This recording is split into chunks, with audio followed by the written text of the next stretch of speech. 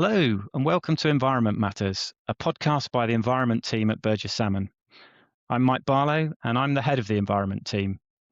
In today's podcast, we're going to be focusing on issues of governance around environmental regulation, which is a pretty hot topic at the moment. And I'm really delighted to be joined by two returning colleagues. First of all, Simon Tilling, who has been away for 4 years, doing various things, which he can talk about in a second, and Sarah Sackville Hamilton, who has just returned from maternity leave. And it really does give me great pleasure to welcome them both back. Thank you, Mike. It's lovely to be back. Yeah, thanks, Mike. It's great to be back at Burgess Salmon.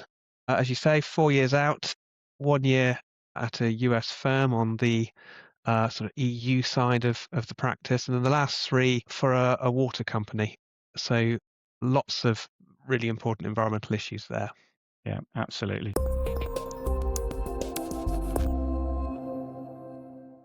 So in this podcast, we're going to be, as I mentioned earlier, focusing on sort of regulation and governance issues. As I mentioned, there's an awful lot happening in this space at the moment.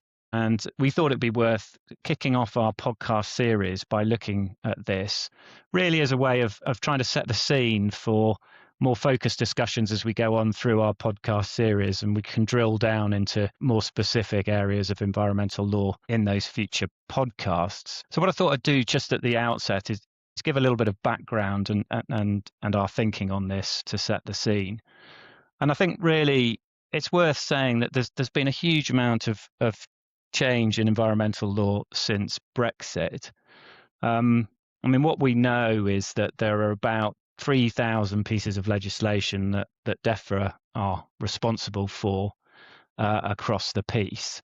And that inevitably leads to a great deal of complexity for its regulators, and also for the regulated businesses that are regulated by DEFRA.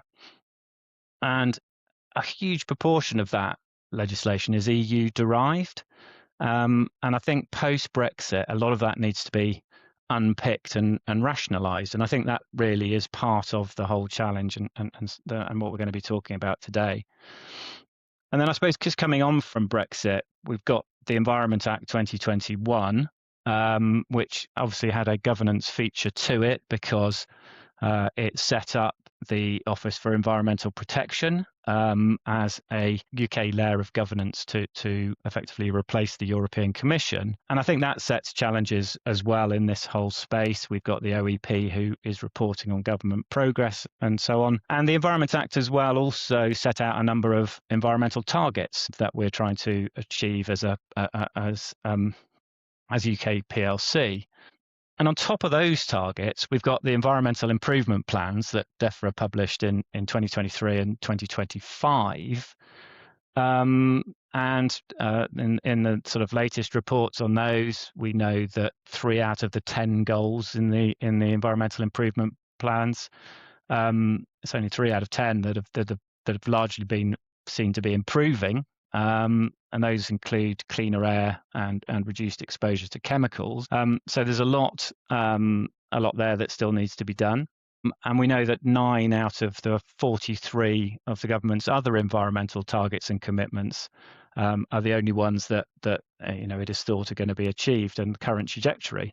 So there's an awful lot to do here. I think that we can all accept that. And then in 2025, so last year, there were 3 major reviews about DEFRA's approach to regulation. And I think it's worth saying that there haven't been any reviews previously. So 3 in a year is a lot. We obviously had the Cunliffe review looking into the water sector. We've had Heather Hancock doing an internal review at DEFRA, and then the review by Dan Corry as well into environmental regulation. And we'll probably focus on that for the majority of this podcast. But coming out of those, there were 149 recommendations for DEFRA to take forward. So you can see the scale of the challenge there. And on top of that, there was an NAO report which just came out in January, on the 9th of January, on the value for money of environmental regulation. And I think that's an interesting read, and it does show partly how DEFRA are looking to address some of these challenges with £300 million planned investment between 2026 and 2029 just on digital infrastructure, for example. But just as my sort of last piece of scene setting here, I said we'd focus on the Corry review, which came out in April last year. And I think that was really, in effect, wrestling with the perennial dilemma about how you balance economic growth with protection of the environment. And I just thought there's an interesting quote here from the foreword, which I'll read, which says, "The current system of environmental regulation was set up in good faith, but time and factors like resource constraints, legal findings, case law, EU exit, climate change, and ministerial merry-go-rounds under the last government mean it is not now working as anyone would want. The system is also now inefficient and difficult for customers to navigate. It needs to work in a fundamentally different way to become a system focused on delivering positive outcomes for nature and the environment, and to be an aid, not an impediment to sustainable growth." And I think that really sums it all up in that one paragraph and what we're going to be talking about today. And the Corry really came out with 5 themes as well as 29 recommendations. The 5 themes, just to touch on, and we'll unpack this a bit as we go on, was firstly a focus on outcome, scale and proportionality with constrained discretion, to untangle and tidy green tape to ensure process light and adaptive regulation. Third one, to deploy a fair and consistent thin green line on regulatory compliance with trusted partners earning autonomy. Fourth one, unlock the flow of private sector green finance to support nature restoration whilst better targeting the public sector finance. And the last one, to shift regulators to be more digital, more real time and more innovative with partners. So I think those themes are helpful to just have in mind. And then just really by way of illustration that this is continuing apace. On the 6th of February, government published the Green Book, which said that the environmental principles policy statement must be explicitly reflected in appraisals of new policies, which was something the OEP had called for last year. And the added complication, of course, is that environment is a devolved function. And so all of this is developing separately in the different UK jurisdictions. So, for example, one of the recommendations from Cunliffe was to merge Ofwat, the water functions of the Environment Agency, and the DWI, whereas Wales has said it's not going to go down that route. And on the 9th of February, NRW, obviously the Welsh environmental regulator, published its draft growth strategy about how it plans to grow its income and improve efficiencies. We all have to bear in mind the different jurisdictions as well as the complexities just within the English regulation. Simon, turning to you first, obviously set the scene there, but I'd be really interested in your thoughts on some of those themes which have developed through those reviews, which I touched on. I mean, from your perspective, what would you like DEFRA to focus on as part of their taking forward these recommendations? Yeah, thanks, Mike. I mean, there's loads here to go for. So it's really hard to pick out the top ones. But I really do think that Dan Corry is absolutely right when he talks about data and data access and the digital revolution. I think he calls it a turbocharged approach to modernization of DEFRA on the digital front. And I think that's really key. And it picks up, I think, a fundamental point we've had in environmental law and policy for a very long time, which is that more than many, maybe most other areas of law, environmental law is really about the science. It's about the science of the environment. And you can't do the science without good information and good data. And there's 2 parts of that. There's the collection of data, good, robust data that's actually useful for the regulators, but for industry, for society, to really decide its priorities and how to regulate for the outcomes that we all want to see and that Corry is so focused on. So it's about collecting it in the first place, and it's about having good access to it, which is a real theme within the Corry review. It's hidden across lots of different platforms. You've got to know where you're looking if you're going to find any of this data. And enabling both regulators and industry, and across different regulators and across different industry, to have that through really good digital tools to give real-time decision useful data. That's absolutely critical to getting good outcomes on the environment. So I think that really is something that DEFRA is intending to and absolutely needs to turn its attention to. Yeah, and I think that's a really good topic to pick up on. And obviously, Simon, you've been out of private practice law for a few years, and really at the sharp end, advising in-house a highly regulated client in a sector that is under huge pressure on these regulatory issues. Are there any sort of examples that you can point to where that data issue has become an issue? Yeah, absolutely. I mean, it is regularly an issue. We're all trying to get to the same outcomes, the same environmental improvements, but if you're not actually looking for the same data source and you're not agreeing on what the data is, you're impeded on getting anywhere before you've even started. And the case that springs to mind is a prosecution, and I can't go into any of the details, but a big component of the prosecution is about whether or not a wastewater treatment works is operating as it should, but more importantly, what harm is the way it is operating causing the environment. And the case is about the operation from a period of time, 2015 to 2020. And the allegation is that that's caused harm to a body of water, which is a Water Framework Directive water body. It's also a protected site. And these allegations have been made about harm and impact. And so we had to get an expert to go actually exploring and digging into this. And the first point to make, which really resonates here, is how hard it is and how much of a specialist expert you have to get to find the data on which these assessments can be made. But when we had really investigated it, the remarkable thing is that the assessment that there had been harm from this incident or this operation that had run from 2015 to 2020 was actually based on sampling that had stopped in 2014. So there had been no actual sampling. Regulators in different parts of DEFRA had made a decision based on the absence of evidence that there was a likely decline, but without any data. And then that had been the basis of an allegation that this incident must have caused harm because another regulator hadn't recorded this water body as improving on certain metrics for which it hadn't tested. I mean, that's clearly not a way to run regulation. We clearly need the data. Everyone needs to have access to good data, and then we can all have sensible discussions and decisions about what needs to be done to improve things based on evidence.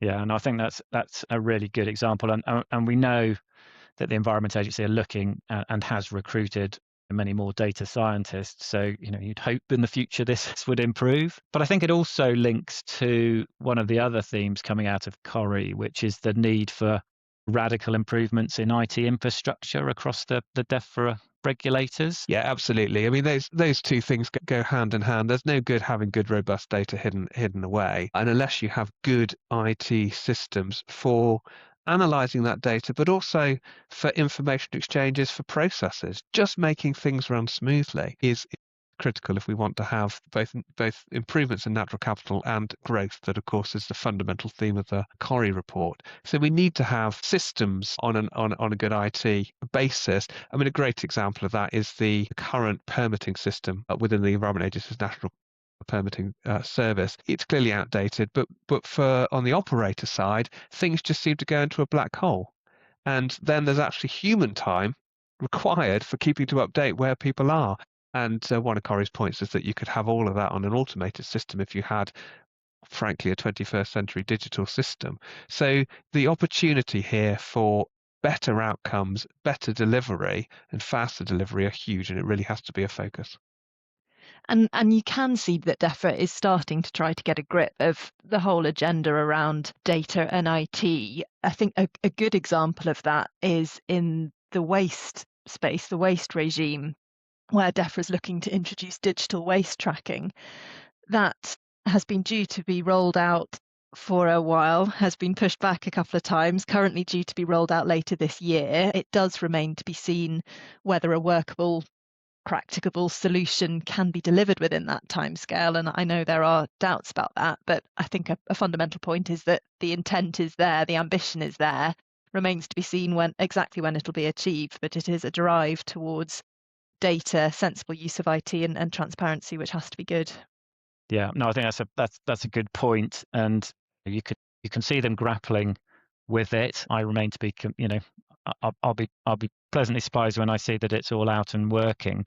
But I know also from talking to clients that they're concerned about the risks of going too far and too fast on this digital route, because whilst the points that Simon made about data and the importance of data are key, I think there are risks with huge amounts of data being on systems that aren't that robust, or that the systems that are developed are not good enough to cope with technical, businesses that are really technical, that got a lot of IP and other information in there, and having the ability to upload their data in a way that is both accurate and effective. And so the systems need to be developed with that in mind. Sarah, so turning to you then, is there a theme that coming out of all of this that you'd like to develop your thinking on? Yeah, the one that most piqued my interest, because it is really pertinent to an area where I'm doing a lot of work at the moment, is the fourth of the strategic themes that you mentioned at the start, Mike, that came out of the Corry review, which is to unlock the flow of private sector green finance to support nature restoration whilst better targeting public sector finance. Of the 29 recommendations that came out of the Corry review, 5 of them fall within that overarching strategic theme. But I wanted today just to pick out one of them, which is recommendation 21. And the issue that recommendation is grappling with is that in order for us to be meeting the nature recovery targets that have been set in the Environment Act and in the environmental improvement plans that you mentioned at the start, Mike, really significant amounts of private finance are going to need to be mobilised. Corry, in his review, identified various barriers to the mobilisation of that private investment, and those include concerns about complexity of the various nature markets, about market oversight, about governance, and also about integrity. And each of those concerns really chimes with what I and the rest of our team have been seeing through our discussions with the various stakeholders in carbon and nature markets, particularly in the voluntary markets, where participation isn't driven by a compliance obligation. Those voluntary markets really do face a challenge that they've developed ahead of regulation. And without regulatory oversight or governance, there can be challenges to investor trust in the environmental projects or products that they're being asked to invest in. Businesses fundamentally need clarity and confidence to invest. So increasing trust in voluntary carbon and nature markets is really key. And that's the issue that Corry has identified. The recommendation that he made was that DEFRA should explore launching what he calls a nature market accelerator, which would be a small, focused and industry-funded body to provide independent assurance on governance and on standardized processes that are needed to guide and to protect the interests of various stakeholders in nature market transactions.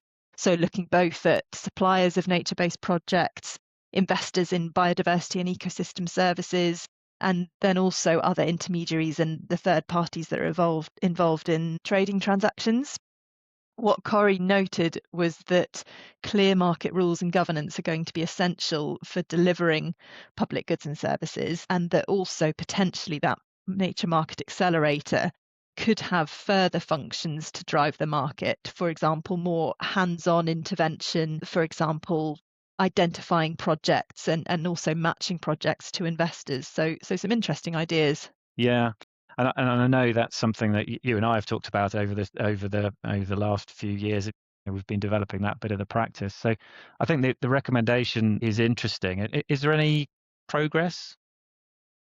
Yeah, I think what I would say is that at the time of the publication of the Corry review, so April 2025, there was already a UK Nature Accelerator programme, which is managed by Finance Earth and helps projects prepare for institutional investment via the UK Nature Impact Fund. That fund had seed investment from DEFRA, so there is already a market accelerator in this space.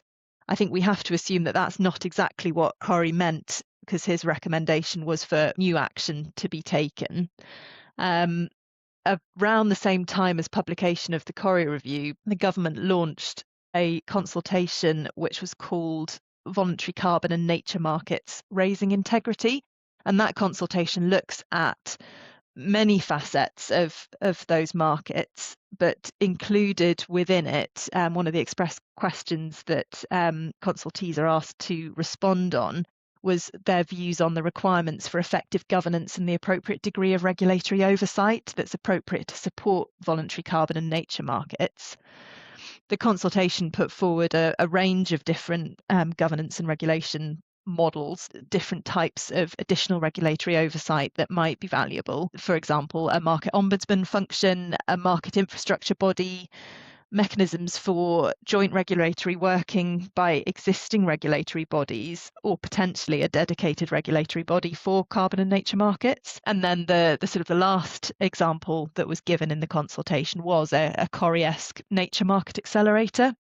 So that consultation closed in July last year, and the public information currently available is that feedback is being considered, and the government response is still awaited. We did get a bit more when the Environmental Improvement Plan was published in December, which confirmed that DEFRA is intending to set out next steps later this year on its plans to streamline and strengthen nature market governance following that consultation, and also expressly referencing the Corry review.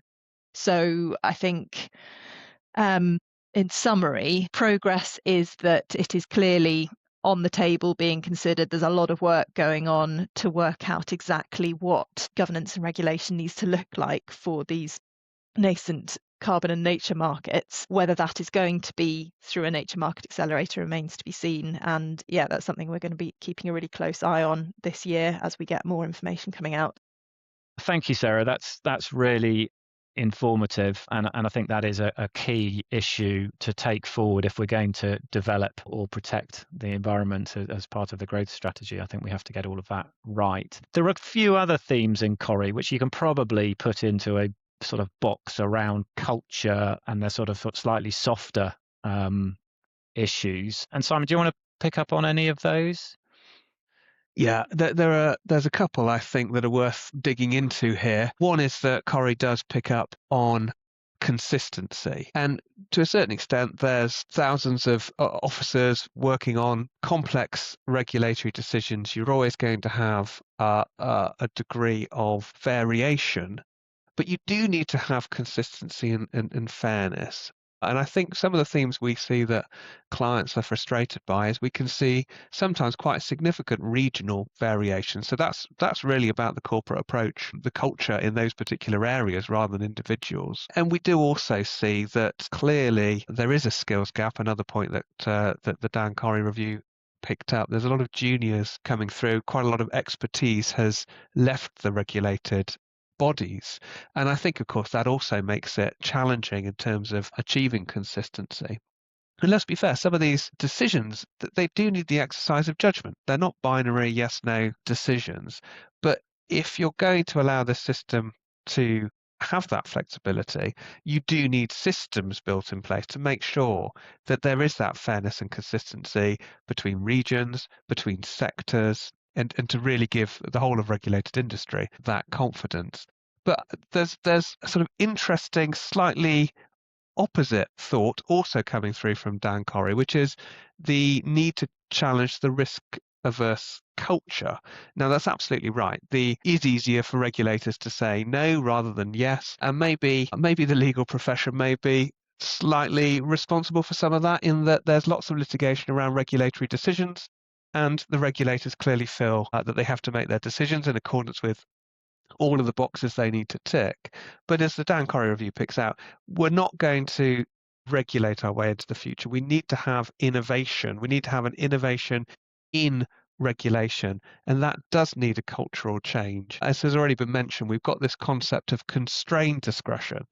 If the regulators can see this is a good outcome, but the system I've got doesn't quite allow us to get there, then we should flex the system to get to the good outcome. We shouldn't automatically say, okay, the system says no, so that's our hands are tied on this. So this constrained discretion, I think, is a really good idea. A regulatory sandbox is something else that's been talked about, which is some safe space outside of the strict regulation to experiment with different ways of doing things so that we can all learn. My question, I think, is how are you going to reconcile that more innovative constrained discretion with also consistency and making sure you're seen to be fair and consistent? That is a tension. It's not insurmountable. We just need to acknowledge that that's there within regulators, know when the constrained discretion is being used and why, and know why decisions are being made, which will then help us have the consistency and above all else fairness, which is what we really want to see and what industry really wants to see.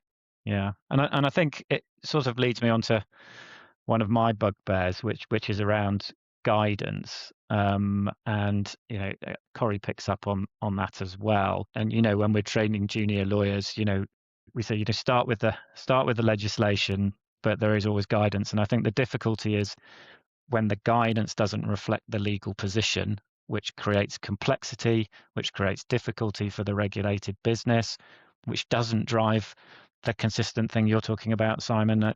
It just creates real challenges, and part of that leads back to that sort of maybe lack of skills. And I think the whole system needs to be tightened up, which would maybe solve some of those problems that you're talking about there. Sarah, I don't know if you've got any thoughts on other things that would tackle these sort of wider issues.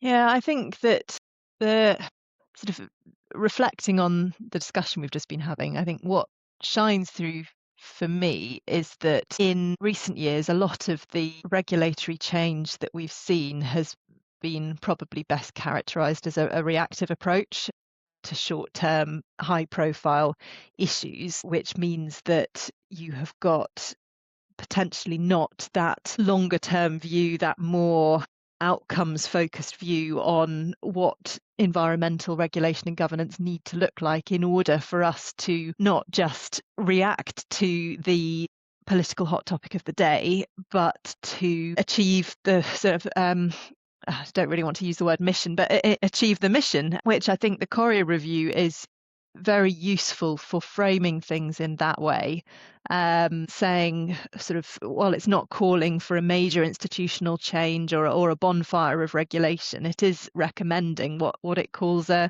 radical repositioning and repurposing of environmental regulation.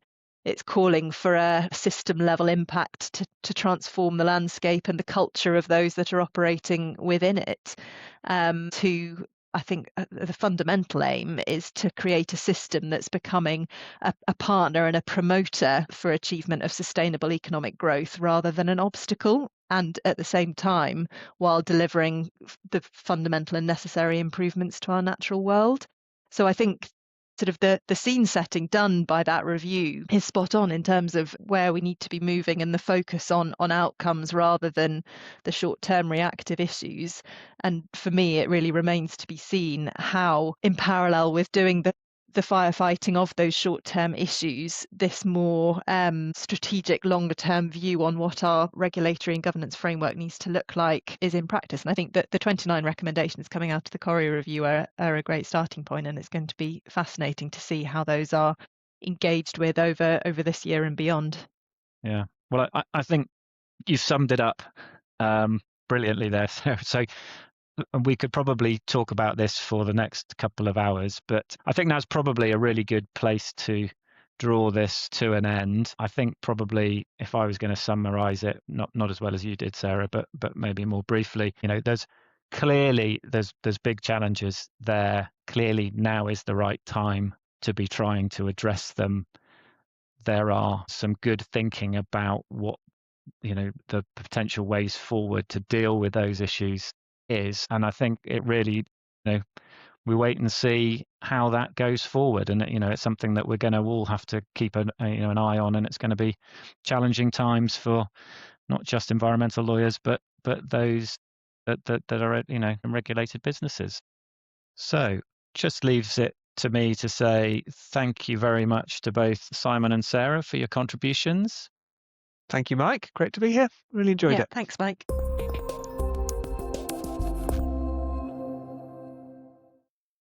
So we also thank you for listening to this episode of Environment Matters. We hope you enjoyed it. This and all of our other podcasts are available on Apple, Spotify, or wherever you listen to your podcasts. And please do look out for our future episodes, which we're looking to produce every couple of months over the next year or so. If you'd like to know any more about our environmental energy teams or how our experts can work with you, please do contact me or any of the rest of the team via our website.